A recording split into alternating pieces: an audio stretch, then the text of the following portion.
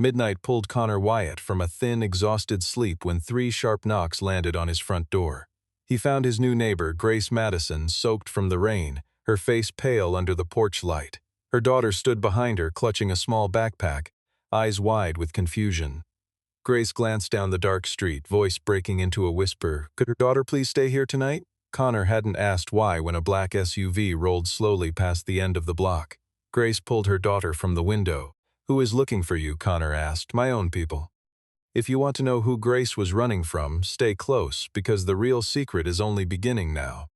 Connor had come home from a late shift barely an hour before the knocking started, and it took him a moment to place the woman standing on his porch. Grace Madison had moved into the house across the street about 3 weeks earlier, and in that time they had exchanged only a handful of polite words. He had helped jump her car battery on a cold morning. She had once carried over a delivery that the driver had left at his door by mistake. Beyond that, Connor knew almost nothing about her, and what unsettled him now was not the hour but the way she kept glancing back toward her own dark house, as though something inside it frightened her more than the street did. Grace did not ask if she and her daughter could stay. She asked only if her daughter could sleep inside, near his own child, for the night. Connor understood immediately that Grace intended to go back and face whatever was waiting for her alone, and something in him refused to let that happen without at least understanding why. The black sedan from earlier eased past the corner again and disappeared into the dark, and Connor asked if she needed him to call the police. Grace shook her head, saying she had nothing solid enough yet for anyone to act on. She brought her daughter inside, spoke to her gently for only a moment, and once both girls were settled upstairs, the children largely stepped out of the story that followed. Connor pulled on a jacket and turned to her. Now you can tell me what is actually happening, he said. Grace looked across the street at her darkened house and said someone had been inside it. She had not seen the intruder, but whoever it was left behind a folder on her desk, one that was supposed to be locked inside a safe at her company's headquarters, and its presence in her home was not an accident. It was a message. Connor stood in his kitchen doorway for a moment, turning that word over in his mind. He had spent enough years diagnosing broken machinery to know that most disasters announce themselves quietly before they announce themselves loudly, and Grace Madison, standing wet and rigid in his hallway, looked like a woman who had just heard the quiet part. He noticed the way her hands would not fully unclench, the way her eyes kept drifting toward the front window, even though the street outside was empty now. She was not performing fear for his benefit. She was containing it, the way a person contains something they have decided not to let win. Connor offered her a towel and a chair, and for a few seconds neither of them spoke, the only sound the rain easing against the porch roof. He thought about waking his own daughter to check on things upstairs but decided against it, trusting that 2 exhausted 9- and 10-year-olds would fall asleep faster than any adult conversation happening below them. Grace finally sat down across from him, and something in her posture shifted, as though she had been carrying a decision for hours and had only just set it down. She admitted she did not know him well. She admitted this was an unreasonable thing to ask of a stranger. But she said the one thing she had noticed about Connor in 3 weeks of nodding hello across a quiet street was that he seemed like a man who did not need anything from anyone, and right now that quality felt safer to her than anything else on the block. Connor did not know how to answer that, so he simply nodded and told her to start from the beginning, whatever the beginning was.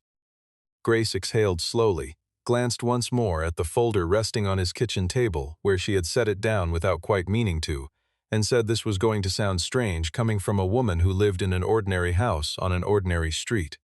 They crossed the street together, though Connor kept a careful distance behind her, the way a man does when he does not yet know what he is walking into. Grace's house showed no broken window, no forced lock, nothing that resembled the kind of break-in a patrol officer would recognize on sight. Her laptop still sat on the counter. Her jewelry box was untouched. A stack of cash in a kitchen drawer had not been moved. Whoever had come inside was not interested in anything he could carry out in his hands. He had come to leave something behind, and that distinction told Connor more about the intruder's intent than any missing item ever could. Connor moved through the downstairs slowly, noting details out loud without quite meaning to narrate them. A back door was closed but not fully latched. A small security sensor near the frame had been disabled rather than triggered. An exterior camera above the garage had lost its signal for exactly 17 minutes, according to the log Grace pulled up on her phone. Grace watched him work through the house with a kind of quiet surprise, and she finally asked how he had noticed all of it so quickly. Connor explained almost apologetically that his job involved finding the reason something had stopped working correctly, and after 20 years of industrial maintenance, a disabled sensor looked the same to him whether it belonged to a warehouse conveyor or a residential alarm panel. It was not intuition, it was pattern recognition, built slowly and without glamour, and he said as much without pride or false modesty. Grace looked at the folder again, turning it over in her hands, and Connor caught sight of the logo stamped across its cover. Madison North Technologies. He recognized the name vaguely, the way a person recognizes a large company they have heard mentioned on the news without ever thinking much about it. He asked if she worked there. Grace was quiet for a few seconds longer than the question seemed to require. Then she said she ran it.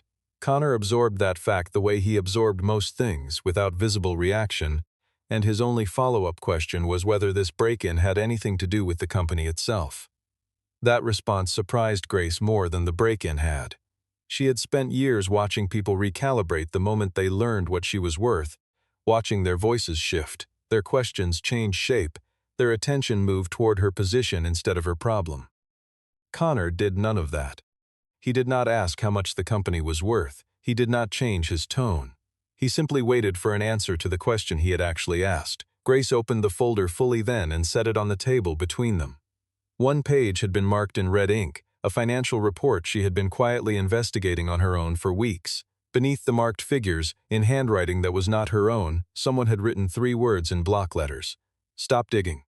Back in Connor's kitchen, with both children finally asleep upstairs, Grace told him the rest of it in a low, steady voice, as though saying it out loud made it more real than she wanted it to be.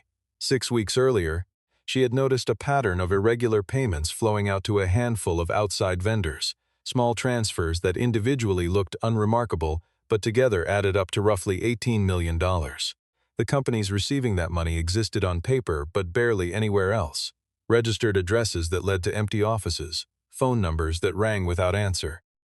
Her internal audit team had dismissed it as a clerical error in the accounting system, a glitch worth a footnote and nothing more. Grace had not believed that explanation for a single day. Quietly, without informing her own leadership team, she had hired an outside forensic accountant to dig deeper.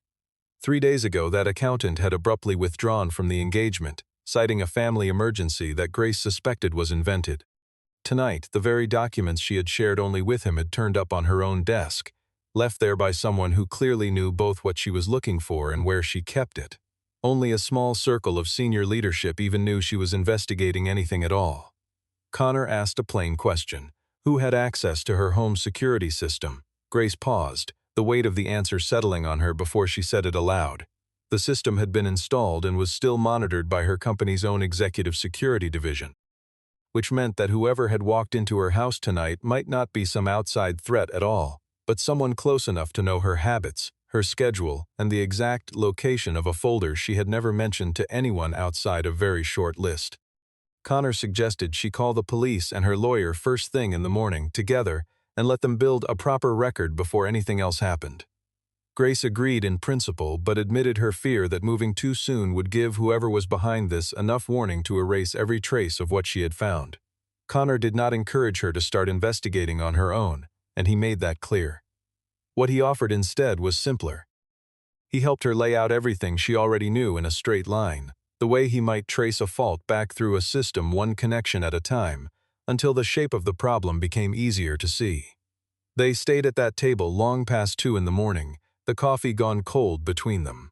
Somewhere in the middle of it, the tone in the room shifted without either of them naming it. Grace admitted, almost as an aside, that part of the reason she had chosen this quiet, ordinary street was to give her daughter a life that did not revolve entirely around who her mother was. Connor told her, just as plainly, that he had lost his wife 4 years earlier and had spent every year since building a life narrow enough that nothing could threaten it again. It was not a grand confession. It was 2 tired people admitting small, true things to each other over coffee, and somewhere in that exchange, something quiet and unnamed had begun to take root. Then Grace's phone lit up on the table between them with a message from a number she did not recognize.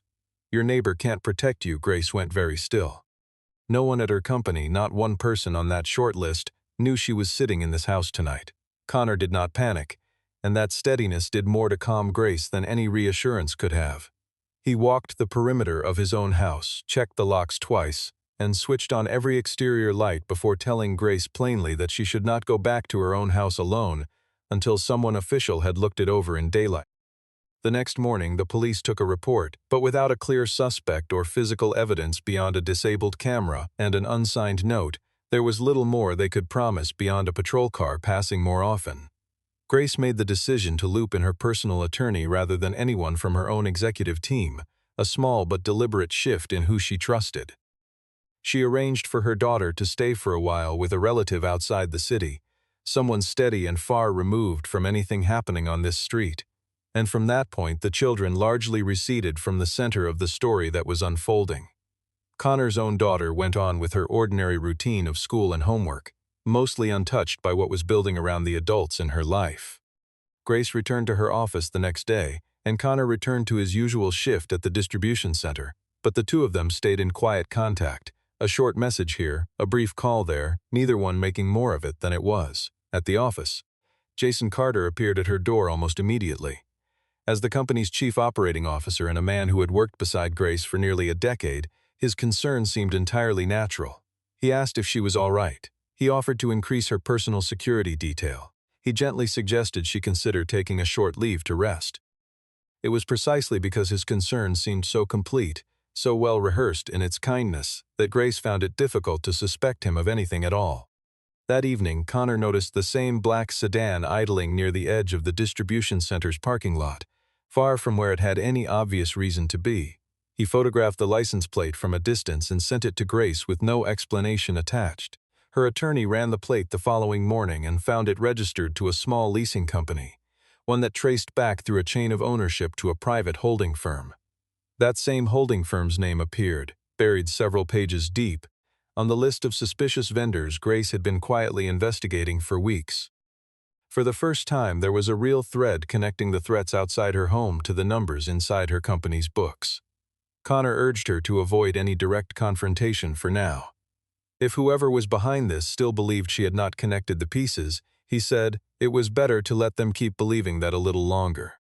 Grace looked at him differently after that, the recognition settling in slowly that the quiet, unassuming man across the street was thinking more clearly under pressure than half the highly paid advisors sitting on her board.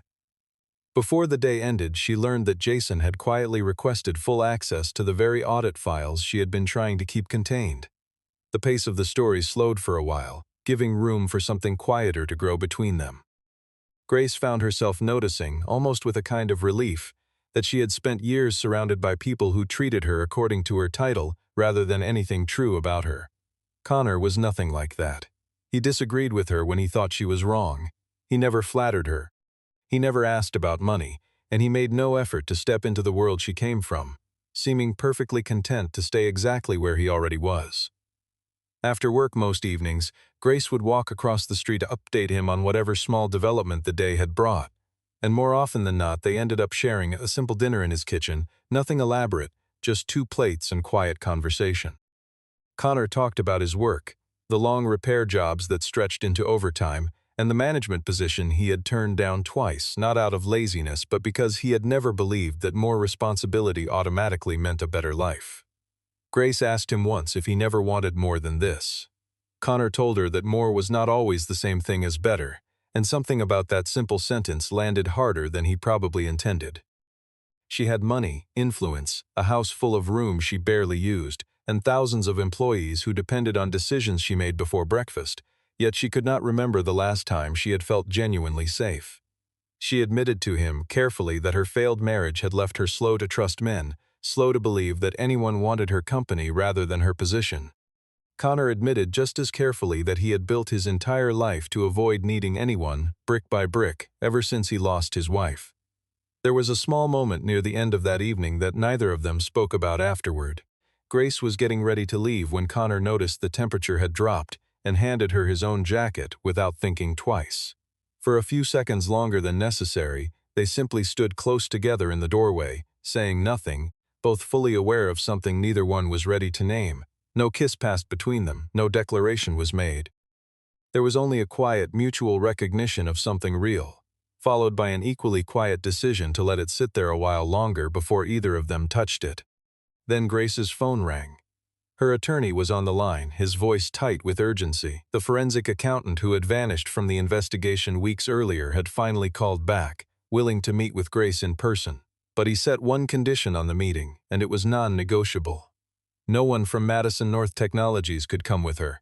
Grace hung up the phone and sat with the news for a moment before saying anything at all. She had waited weeks for even the smallest opening in this investigation, and now that it had finally arrived, it came wrapped in a condition that made her stomach tighten with unease. Connor watched her carefully, reading the shift in her expression the way he read a machine that had begun to run just slightly wrong. He did not tell her what to do.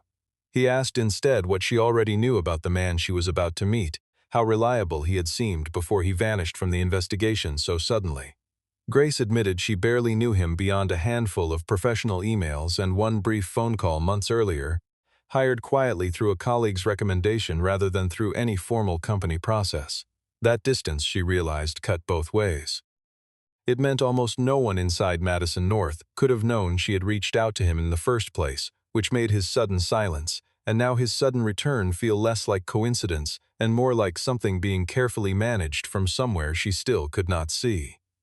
Grace arranged to meet the forensic accountant at a busy diner near the edge of town, the kind of crowded, ordinary place where no one would think twice about two people sharing a booth.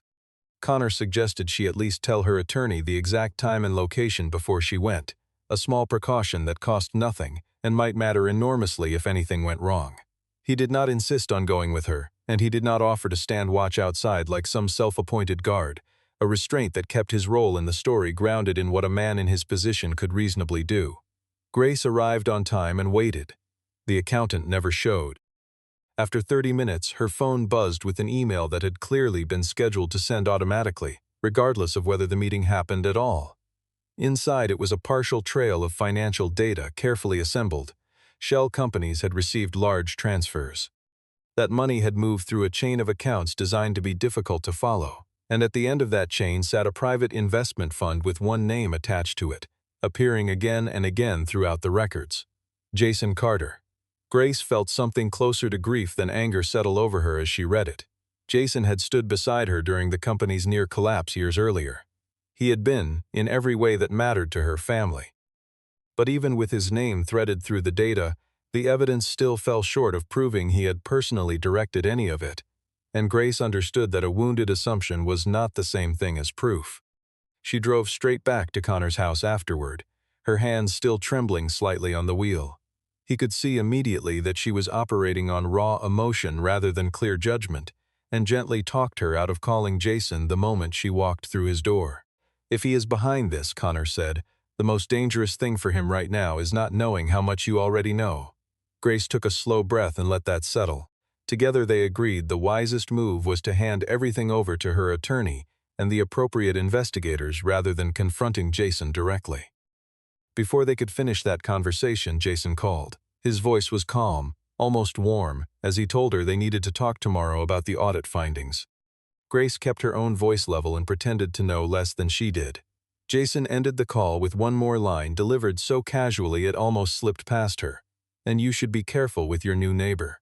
Grace felt the blood leave her face. Connor, standing close enough to hear it, went quiet as well. There was no longer any real doubt left between them. Jason, or someone working for him, had been watching Grace far more closely than either of them had wanted to believe.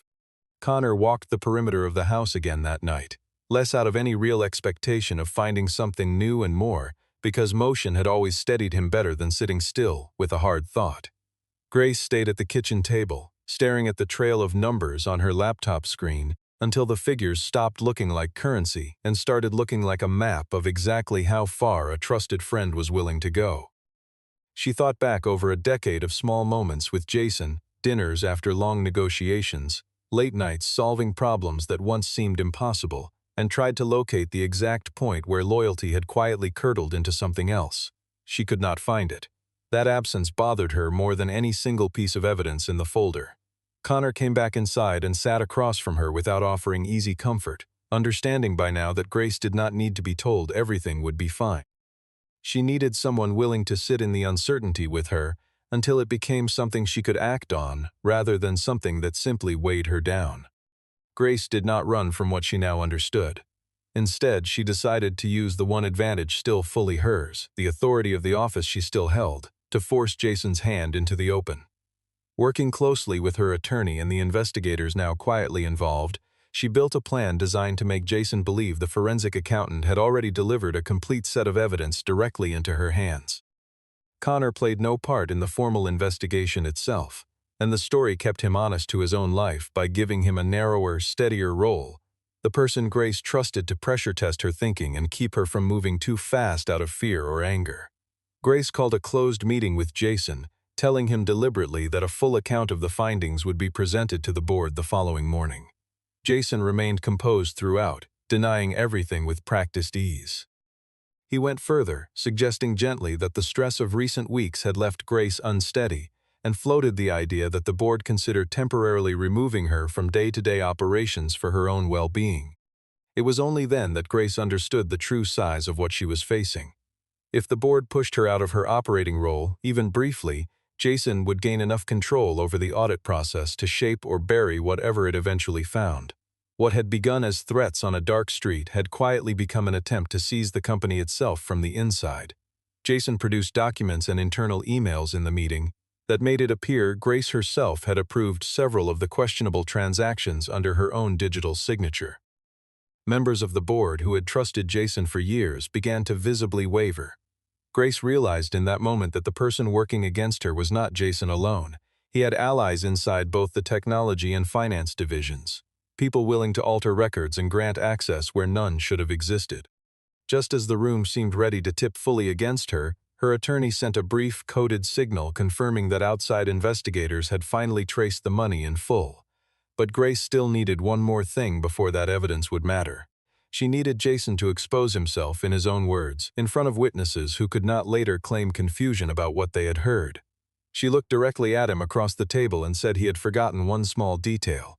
Jason asked, with a trace of impatience, what detail that might be. Grace answered slowly, watching his face the entire time. She had never once said where the evidence was being kept. Jason's composure cracked for the briefest moment, a flicker so small most of the room missed it entirely. Grace did not miss it. She had found the exact place where his confidence gave way, and she understood immediately that she had won something important, even if the fight itself was far from finished. After the meeting, Grace returned home under close guidance from her attorney and the investigators now fully engaged in the case. Connor noticed her lights come on across the street and walked over to check in, since Grace had already told him earlier that she would be stopping by her own house briefly to gather a few personal things. They ended up talking on her porch as the evening cooled around them. Grace admitted, more honestly than she had allowed herself to be in weeks, that she was tired of always having to be the strong one in every room she entered. Connor did not promise to fix anything for her or to fight her battles on her behalf. He told her simply that she did not need him to win this for her, but that she also did not have to face it entirely alone, and something about the plainness of that line landed deeper than any grand gesture could have. It was a quiet but significant turn in whatever was building between them. Grace leaned in, close to something she had not let herself reach for in a long time, when her phone buzzed sharply against the porch railing. Jason had sent a message asking to meet privately, insisting he could explain everything if given the chance. Grace did not answer. A few minutes later, one of Connor's exterior cameras picked up movement near the back of Grace's property. A man was approaching her house from the shadows along the fence line. Connor called the police immediately, rather than moving toward any kind of direct confrontation himself, a choice that kept his character grounded and believable rather than turning him into something he was never meant to be. Grace locked her doors. The man fled the moment a patrol car turned onto the street, and officers caught him only a few blocks away.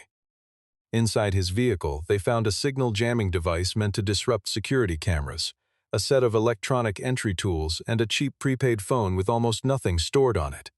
But that phone's call records eventually traced back to someone employed within Madison North's own security division, and from that single connection, investigators finally built a direct line leading straight to Jason Carter.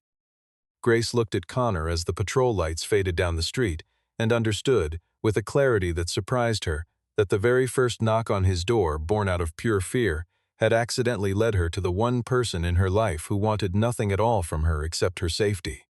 She stood on the porch a while longer after the street had gone quiet again, watching the last of the patrol lights fade around the corner. Connor did not fill the silence with anything unnecessary. He simply stayed beside her, close enough that she could feel the steadiness of him without either of them needing to say a word about it. Grace thought about how strange it was that the most consequential decision of her professional life, the choice to keep investigating when everyone around her insisted it was nothing, had begun on a night when she was thinking only of her daughter's safety and not her own. She had spent years learning to trust numbers, contracts, and carefully worded agreements. She had never expected the thing that finally kept her steady through all of it to be a quiet man across the street who fixed machines for a living and asked for nothing in return. Jason was summoned before an emergency session of the board within days. Grace did not walk into that room as a victim looking for sympathy. She walked in with a complete case laid out in front of her, the traced flow of money, proof that access to sensitive files had been falsified, the direct link to her own security division, a formal statement from the forensic accountant, and the full findings of the outside financial investigation. Jason tried at first to shift blame downward, insisting that subordinates had acted without his knowledge or approval. But a recovered record of transactions and internal communications made it unmistakably clear that he had personally directed the entire scheme from the beginning. The plan, once fully exposed, was simple in its cruelty. Siphon tens of millions of dollars out of the company over time, quietly weaken its financial standing, use that instability to push Grace out of her operating role, and then manipulate a future sale of company shares once he held enough influence to control the outcome. Jason was escorted from the building that same afternoon as the investigation moved into its next formal phase. Grace felt no urge to celebrate. She looked at the empty chair where her chief operating officer had sat for nearly a decade and understood, more clearly than she ever had before, that power alone had never been enough to protect her from betrayal. The board offered to increase her personal security details significantly and suggested she relocate to a more guarded, upscale property away from her current neighborhood. Grace turned down the idea of moving. She told them, without much explanation needed, that the modest house on that quiet street was the first place in years where her life had felt genuinely her own rather than an extension of the company she ran. That evening she walked across the street to Connor's house, carrying none of the fear that had brought her there the very first time. There was no more danger waiting in the dark, and no more secret pressing down on her chest. She asked him if he knew the strangest part of the whole thing. Connor asked what that was. Grace told him that the night she first knocked on his door, she had done it because she believed he might be able to protect her daughter. She looked at him steadily. She had never once considered until now that the person who most needed somewhere safe to land had been herself all along. Connor reached out and took her hand gently. The kiss that followed was brief, unhurried, and entirely genuine, the natural conclusion of everything that had been quietly building between two careful people for weeks. 3 months passed. Madison North Technologies finished a thorough overhaul of both its financial oversight and its security division, closing the gaps that had allowed Jason's scheme to survive as long as it did. Grace remained chief executive, though she carried the role differently now. She trimmed away meetings that served no real purpose and stopped letting the company define the entire shape of who she was. Connor kept his same job at the distribution center. Grace once asked, carefully, if he would ever consider a position at Madison North. He declined, not out of pride or resentment, but because he did not want whatever was growing between them to ever become tangled up with questions of power or hierarchy. Grace respected that answer more than she let on. Their relationship grew slowly and without pretense, built from small, steady things. Morning coffee shared on one porch or the other. Simple dinners that never required much preparation. Long conversations that drifted from nothing in particular into everything that mattered. Quiet weekends that finally felt like they belonged to no one but themselves. Ella and Mia appeared only briefly near the end of it all, laughing together in a backyard on an ordinary afternoon. Two families settling comfortably into each other's lives without ever becoming the center of the story themselves. One evening, close to midnight, Connor was reading in his living room when 3 knocks landed on his front door, the same rhythm, the same number as the very first night. He opened it and found Grace standing there. No rain fell this time, no fear showed on her face, no dark sedan waited anywhere on the street behind her. Connor smiled and asked what the emergency was tonight. Grace told him there was no emergency at all. She simply held up 2 cups of coffee and admitted she had not wanted to spend tonight on her own side of the street. Connor stepped back and opened the door wider. Grace walked inside, and the door closed quietly behind her, not because she was hiding from anything any longer, but because, for the first time in longer than she could easily remember, she had finally found the place she wanted to come home to. Somewhere upstairs, faint laughter drifted down from the 2 girls staying up later than they were supposed to, a sound that had once felt impossible on the night this all began and now felt like nothing more than an ordinary Tuesday. Connor set the coffee cups on the counter and looked at Grace across the small kitchen that had, without either of them planning it, become the center of something neither had expected to build again. There were no boardrooms here, no cameras, no folders left behind as warnings of sound. There was only a quiet house on a quiet street, 2 families slowly becoming one, and a door that no longer needed to be locked against anything except the ordinary cold of a late summer night.